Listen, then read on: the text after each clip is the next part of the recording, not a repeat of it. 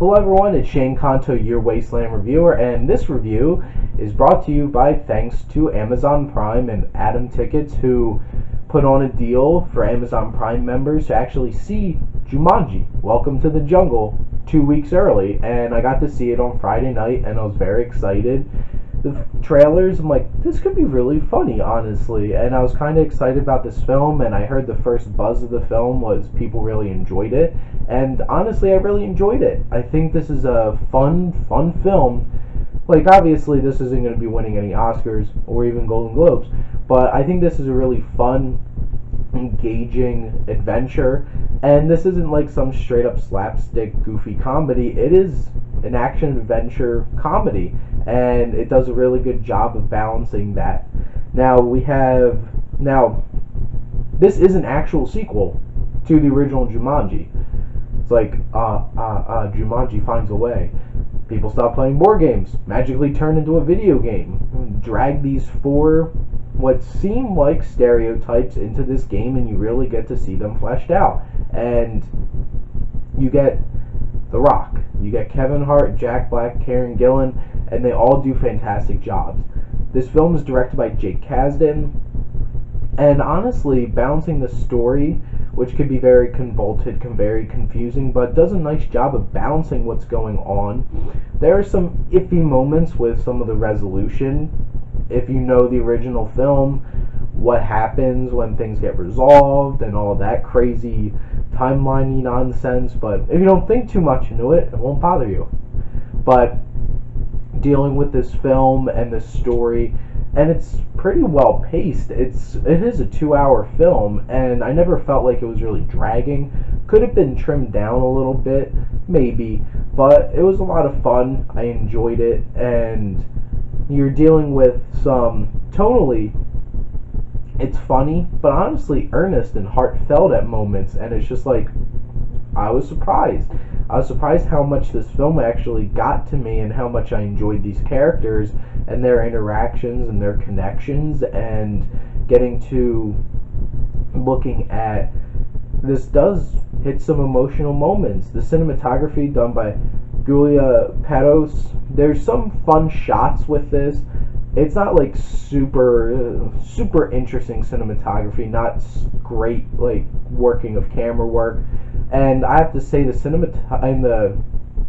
CGI in this film isn't the greatest.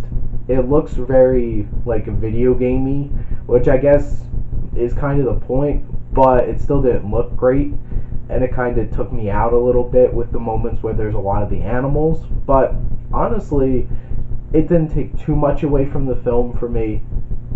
Dealing with the writers, there's a whole bunch of writers on this, yay, by committee, and yeah, you can kind of see that, honestly, with this film.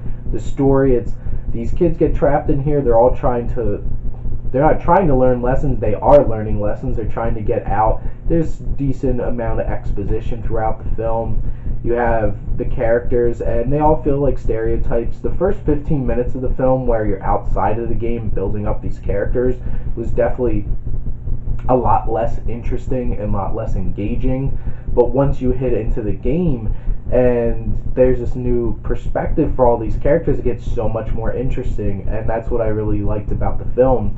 And you really get to see the depth and the different sides of these characters through these avatars, which I thought was very interesting.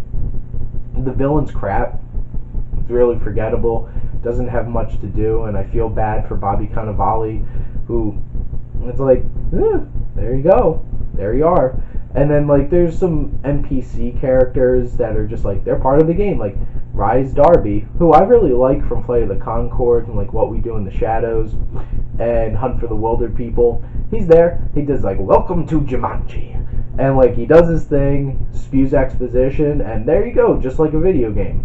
And the dialogue, honestly, so many of the jokes hit so well in this film, and this was actually really funny. I laughed so much, and I never thought that a bunch of genitalia jokes over and over and over again from Jack Black, who was a teenage girl stuck in his body, Jack Black pretending to be a teenage girl talking about genitalia, like 4 or 5 times throughout this film would still be funny by the end of the film, but it was. And honestly, so many of the jokes hit so well, and I'll talk about the comedic performances in a minute, but I honestly thought that a lot of the jokes hit. Some of them didn't, but you're never going to hit 100% of the jokes in a film. And honestly, this was a lot more fun than I was expecting. And in terms of the themes, yeah, they're pretty straightforward. It's like finding yourself, being comfortable with yourself, and really discovering like your worth, honestly, because some of these characters don't think they have too much to themselves, which we don't either at the beginning of the film, but you really get to see that they do. And the music done by Henry Jackman I thought was fun. It felt very adventurous. Did it feel a little John Williams ripoff of like Indiana Jones a little bit? Maybe a little bit, but I think it did a nice job. It made you feel like, here we go. And I thought it was used comedically pretty well too in certain moments where it's being obnoxiously like heroic. But the acting, Dwayne Johnson does a great job of balancing like, I'm the Rock, and then moments of like, I'm a goofy like nerdy kid stuck in this body and not being able to handle this. And I think he had a lot of fun dealing with that. Karen Gillan, also really awkward, shy, like feminist girl stuck in like a Lara Croft body, and her interactions with Dwayne Johnson are fantastic, and their chemistry is great.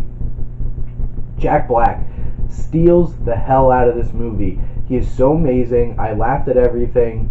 He owned it and didn't go like super over the top ridiculous, but like really hit what he was trying to do, and I really appreciated it. And I really liked his performance in this film. I would just watch that character over and over and over again. And Kevin Hart, who gets on my nerves so much in films, I actually really enjoyed in this film. He held it back. He did his moments, he did his thing, but in a controlled way where it wasn't like screaming the whole entire thing.